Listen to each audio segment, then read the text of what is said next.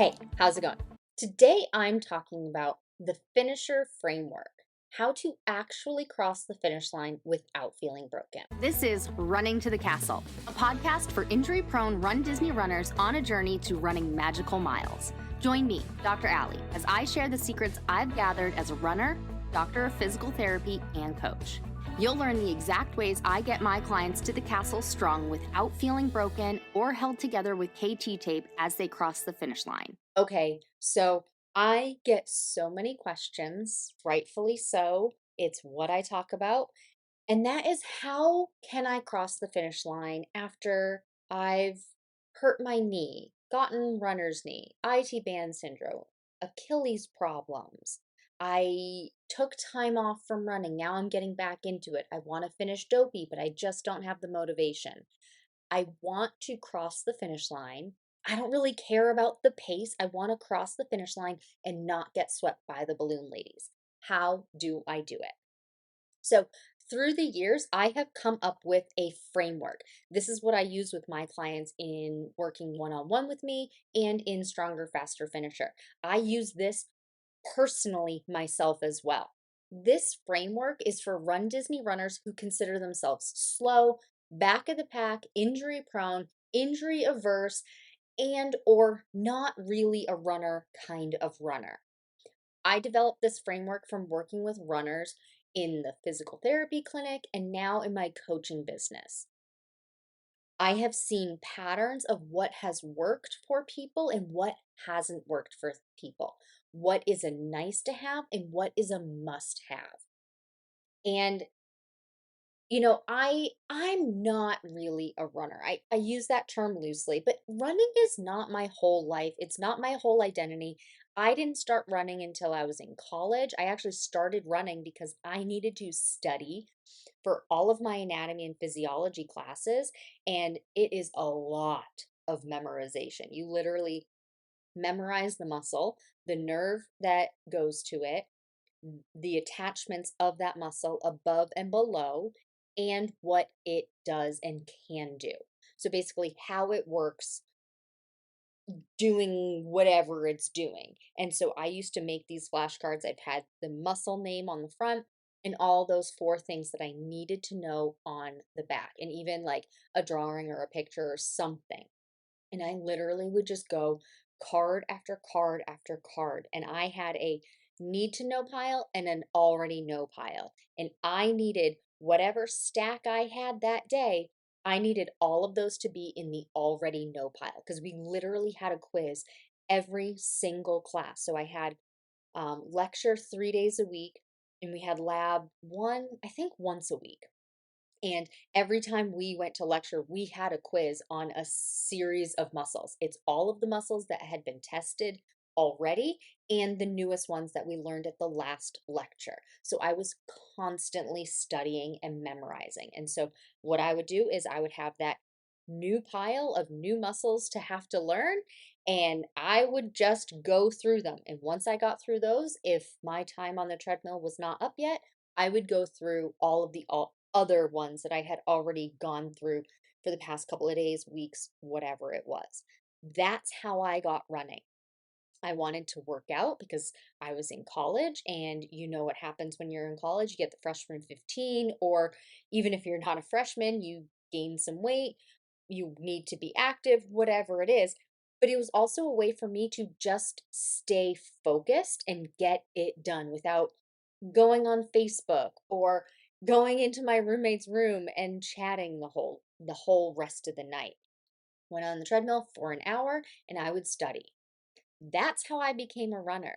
So I've never had a particular coach, like cross country coach, track and field coach, telling me this is how you run, this is how you do things. I have learned things through the years from trial and error, a lot of trial and error, things that I've read in books, things that I've tried with my clients, things that I have tried myself. So it's not my whole personality. I haven't been a runner in my whole life, and I don't, you know, love it. Like, it's good. It's great. It's a way to keep anxiety down. It's something I have control over in a world where we don't have a ton of control over things. And I played sports when I was younger. But I'm super injury averse. So me playing the sports I played 20 years ago, soccer and gymnastics, sounds like a recipe for disaster.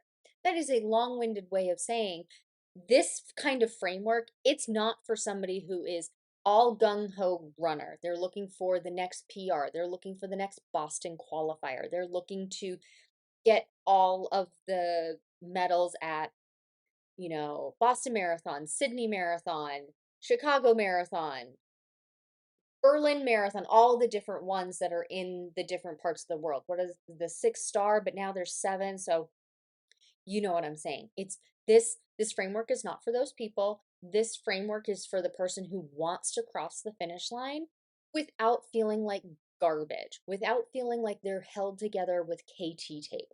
They want to feel good and especially be able to go and finish the Run Disney races. Those are the only kinds of races I really run right now. Maybe I'll do a few local shorter distances, try and get some proof of time, right? Maybe a 10K, get some proof of time, maybe a 10 miler, get a proof of time. But other than that, I'm not, signing up for all of these races. I run because, like I just said, it's good anxiety relief for me, good way to control something, and I like Disney. This is a great excuse to go to Disney. So that is who I have made this finisher framework for. If you are here and you are looking to get your next PR, you are looking to get a sub 3 hour marathon, this is not for you. This is the 5.5, 6.5, 7 hour marathoners. This is the 3.5 hour half marathoners. This is the person who is anywhere between 12-minute per mile to 18-minute per mile pace. Okay, that is who this finisher framework is for. You want to finish the race, not feel like garbage, not feel broken, not get swept by the balloon ladies. Okay, so general overview of this framework. Actually, let me back up for a hot second. Over the next couple of weeks, I'm going to dive into each part of this framework individually. Today, I'm talking about the overall general picture, but there are a lot of nitty-gritty details in each portion of it. At times, I have talked about those 6 pillars of a successful running journey that makes up my framework. I have also talked about it as a balanced equation. There are different ways that I have phrased this through the years. So you may have heard something similar from me. It's the same thing. I might just be calling it something different because I have evolved and I have learned a different way that makes more sense for how I talk about it. Okay? So this framework, it takes 6 major categories to cross the finish line. We have strength, we have training, we have rest and recovery, that's one category. We have stretching and mobility, that's one category. Shoes and equipment, and then fueling and hydration. All of these need to be balanced out with each other in order for you to make progress. So when I talk about the finisher framework, we have 2 sides to it. We have a building side and we have a supporting side. You need the building side and the supporting side to balance each other out so that you can make progress and not get hurt or not have pain or not be exhausted for days on end and be burnt out. If you're finding that you are losing motivation and you don't want to go out and even walk more often than you are going out and even just walking, you're feeling burnt out, ugh, I just don't want to do this, or you're having symptoms of pain or injury, something isn't balanced. On the other end, if you are feeling good, you are motivated to get out there, but you're not making any progress, something's not balanced. That's why the 2 sides need to be balanced. You need to build so that you can make progress, but you also need to support equal to the amount of build that you did so that you stay away from lacking motivation, being burnt out, having pain, getting injured. So on the build side of the equation, if I'm looking at this, I'm looking at this as an equation. Two things, sum of two things equals sum of four things. On our build side, we have two things. We have our strength and our training. Those are things that build us up and help us make progress. Strength, building muscles, getting stronger.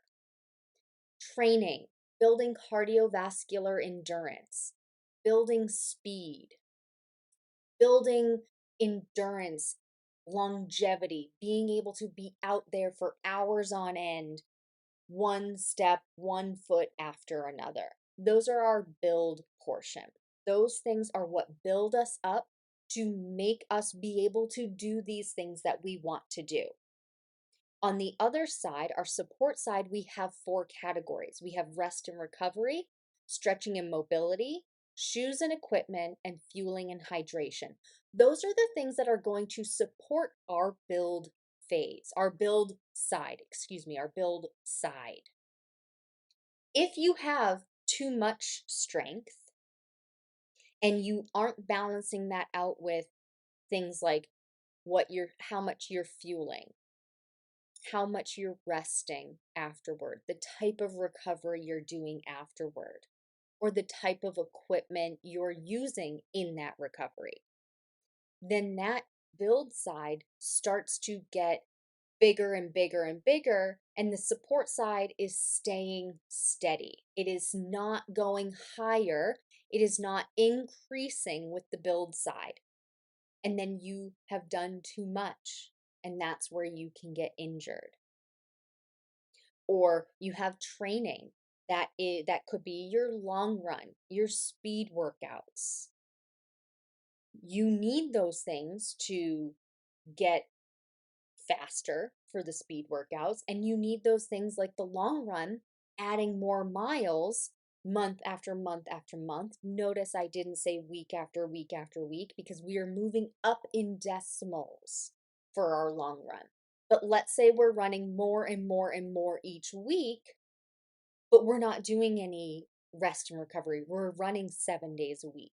We're not stretching after our long run. We're not wearing the best shoes for us. Maybe we're wearing Keds. And then maybe we aren't drinking some Scratch or Liquid IV or taking in fuel on our long runs. That means that our training is going up and up and up, and our support side stays low, and it's not balanced. And then we can get injured. We can get burnt out, not want to do this. On the other end of the spectrum, let's say we do lots of rest and recovery. Oh, we are so good about taking 4 days off to rest, foam rolling for an hour. Then we're stretching, doing yoga class for an hour, couple of days a week. We're eating all of the carbs, all of the bagels, all of the pasta, all of the candy, all of the goo, all of the gel. But our training runs, we're still just doing 5K every week, and we do that as our long run 4 months in a row. Our training has stayed steady, but our rest, our recovery, our stretching, our fueling, our hydration, our shoes, that is all going up and up and up. And we're wondering why we can't run a 10K. Because we aren't balanced, and our support side is higher than our build side. So we might feel really good, we're not injured, but we're also not making the progress we want. Or another way, we're doing long runs all of the time, and we're increasing by 10% each week, and we're feeling really good and really solid. This feels like a great run. We do that, an easy run 3 days a week. We rest, we recover, we fuel, shoes, stretching. We do all of the support stuff. But we're getting swept by the balloon ladies because we haven't incorporated any type of speed work to get even just a little bit faster. So our long run, we're doing at 18-minute miles, but the balloon ladies are at 16 minutes per mile. And when race day comes, we can't keep up with them because we haven't practiced doing that speed, that pace. We can't keep up with them and we get swept because it's not balanced out. And our training stays low and our support is super high. We're not injured, so that's great. We're not crossing the finish line feeling broken, but we're not crossing the finish line.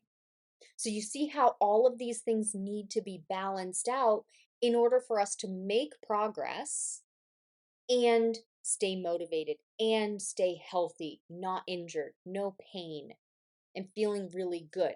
It all needs to balance out in order for us to make that progress. So over the next couple of weeks, I am going to dive into each part of this framework individually.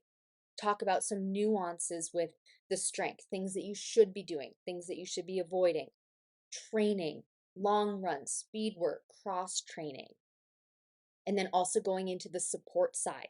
And each category is going to be its own podcast episode. I want as many runners to be able to cross the finish line without feeling broken. We are a pace inclusive group here. The slower, the better. I love it. You are passing every single person on the couch.